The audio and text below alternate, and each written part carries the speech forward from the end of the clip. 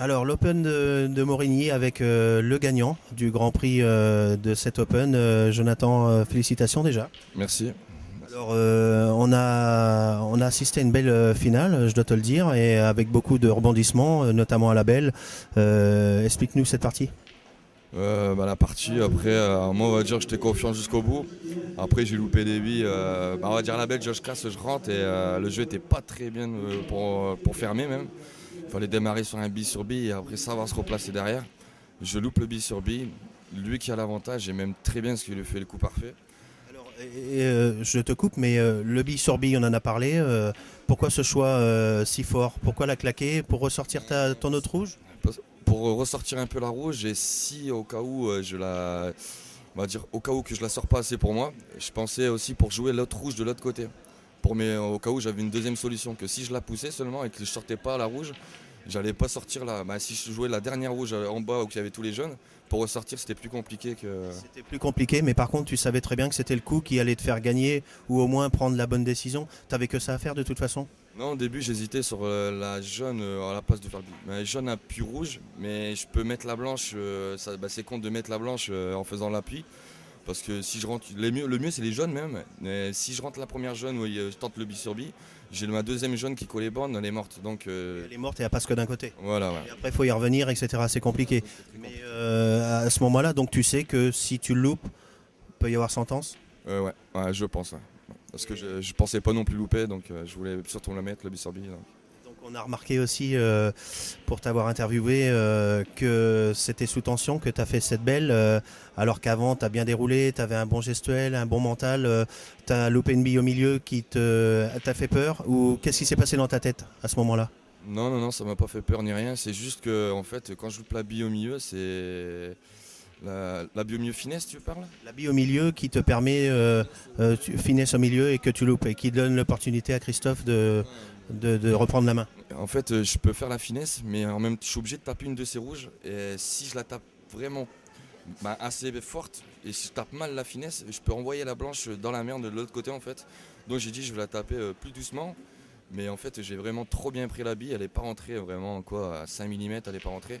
Donc Alors quand vous vous redonnez la main comme ça, avec une belle, avec les spectateurs, avec l'enjeu, que ce soit financier ou au niveau des points, tu as eu aussi une occasion avec une autre bille au milieu, qui celle-ci, quand tu as dû te pencher, tu as dû te dire faut pas que je la loupe. Elle a fait le taquet et c'était déterminant aussi. Tu regarderas ton match. Je voulais déjà te demander comment tu gérais cette pression. Est-ce que tu as eu des doutes et te dire bah là je suis mort, par exemple après ta confirme que tu as loupé, tu t'es dit je suis mort, ou tant qu'il y a de la vie il y a de l'espoir? Comment tu réagis? Qu'est-ce qui se passe dans ta tête? moi je réagis, c'est que même qu'il reste la noire en poche, je sais qu'il peut faire fausse queue, il peut mettre la blanche. Donc pour moi jamais je pensais que j'étais mort. Tant qu'il n'a pas fermé la table. Après, oui, pour Christophe Théobo quand même, la table elle n'est pas non plus difficile. Après, lui, je pense qu'il était sous pression, je pense, parce que c'est rare de le voir jouer comme ça. Moi non, moi j'étais très confiant jusqu'au bout. Certes, après, j'ai loupé des billes qu'il fallait pas, mais sinon sur tout le jeu, moi j'étais confiant sur mes rentrées, sur mes replaces, tout ce qui s'en suit. Tu as fait des bons coups, hein. On peut dire que tu as loupé des billes, mais tu en as aussi mises des très belles. D'ailleurs, tu as eu un bon déroulé.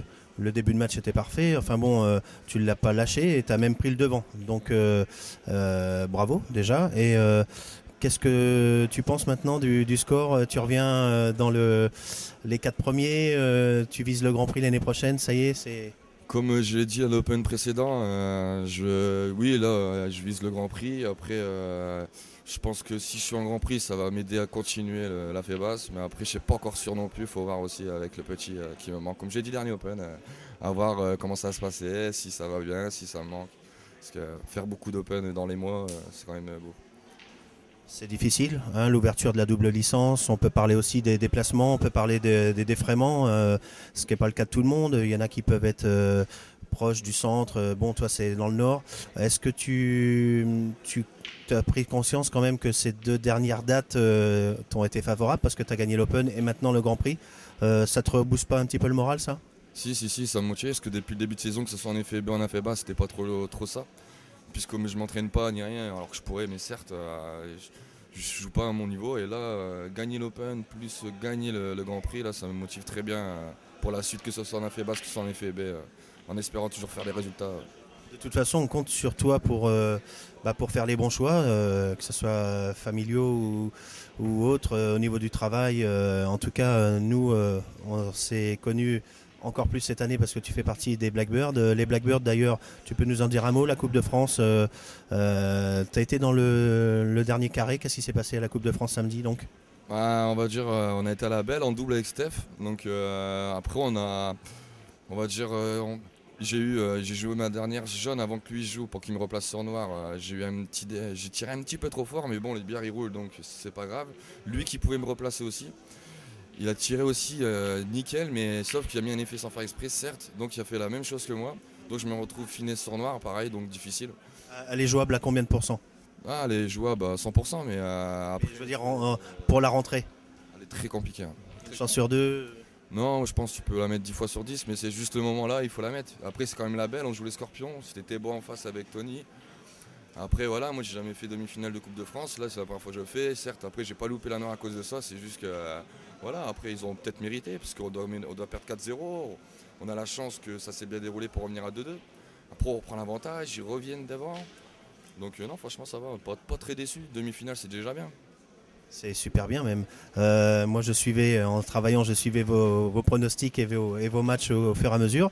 Un petit bonjour à passer, j'imagine, pour ton petit? Oui, un petit bonjour fait plaisir, gagner pour mon petit, gagner pour ma femme, pour ma famille, tout le monde, ça fait du bien. Après, en espérant gagner le dernier match là, contre les Bull Brothers hein, pour rester premier et finir le championnat nickel. C'est tout ce que je te souhaite, c'est ce qu'on lui souhaite parce qu'on fait partie de la même équipe. Donc bravo mon pote, bravo les Blackbirds. Merci.